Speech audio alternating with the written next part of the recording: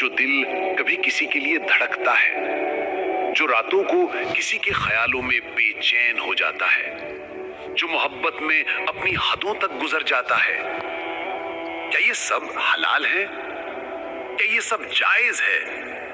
क्या अल्लाह ने कभी मोहब्बत का जिक्र किया है कुरान में? हाँ, किया है, लेकिन वो मोहब्बत जो आप सोच रहे हैं शायद वो नहीं। कुरान के लफ्जों में मोहब्बत का मकसद, मोहब्बत की मंजिल और मोहब्बत की हदें बिल्कुल वाज़ेह हैं। सबसे पहली मोहब्बत अल्लाह की मोहब्बत है। अल्लाह कहते हैं, उन लोगों को बता दो जो मुझसे मोहब्बत करते हैं कि मैं भी उनसे मोहब्बत करता हूं। जो मुझे याद करते हैं मैं उन्हें याद करता हूं। लेकिन दुनिया की मोहब्बत, वो मोहब्बत जो हमें अल्लाह से दूर कर दे, जो रातों को नमाजों से ज्यादा किसी इंसान की यादों में रुलाए, वो मोहब्बत कभी बरकत वाली नहीं होती। कुरान में अल्लाह ने फरमाया, और लोगों में ऐसे भी हैं जो अल्लाह के सिवा दूसरों से ऐसी मोहब्बत करते हैं जैसे अल्लाह से करनी चाहिए थी।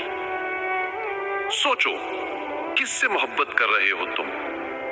उस इंसान से जो तुम्हारे नसीब में है भी या नहीं, या उस रब से जो तुम्हारा नसीब लिखता है? हजरत यूसुफ अलैहिस्सलाम की कहानी याद है? जुलेखा का इश्क, यूसुफ अलैहिस्सलाम का सब्र और फिर अल्लाह का फैसला। जुलेखा ने मोहब्बत की मगर गैर शरई तरीके से। नतीजा रुसवाई, गम और तन्हाई। और यूसुफ अलैहिस्सलाम ने सब्र किया, अपनी इज्जत बचाई, अल्लाह की रिजा में राजी रहे और अल्लाह ने उन्हें इज्जत और रुतबा दोनों दिया। तो याद रखना, हर मोहब्बत जिसे तुम मोहब्बत समझ रहे हो, शायद वो फितना हो, एक इम्तिहान हो, या तुम्हारा सबसे बड़ा गुमराह कर देने वाला रास्ता हो। अल्लाह कहते हैं, तुम किसी चीज को पसंद कर सकते हो, लेकिन हो सकता है वो तुम्हारे लिए बुरा हो, और हो सकता है तुम किसी चीज को नापसंद करो, लेकिन वही तुम्हारे लिए बेहतर हो। अल्लाह जानता है, तुम नहीं जानते।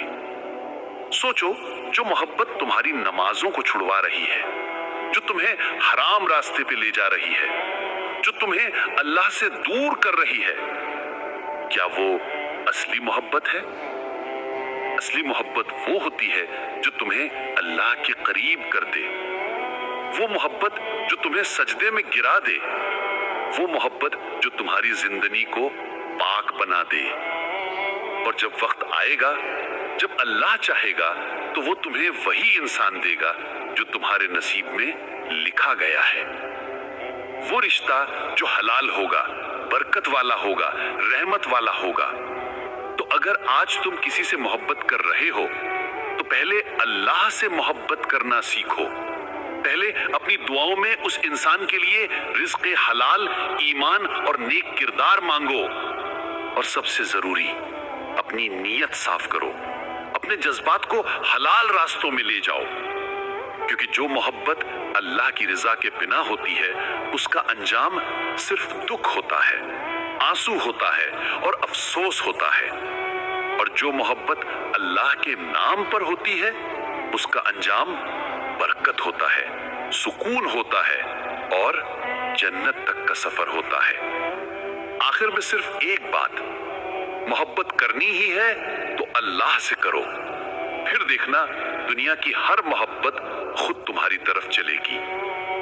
जज़ाकल्लाह खैर फॉर वॉचिंग। अगर ये बातें दिल तक पहुंची हों तो इस पैगाम को लाइक करो, शेयर करो, शायद किसी और भटके दिल को अल्लाह की तरफ मोड़ सके।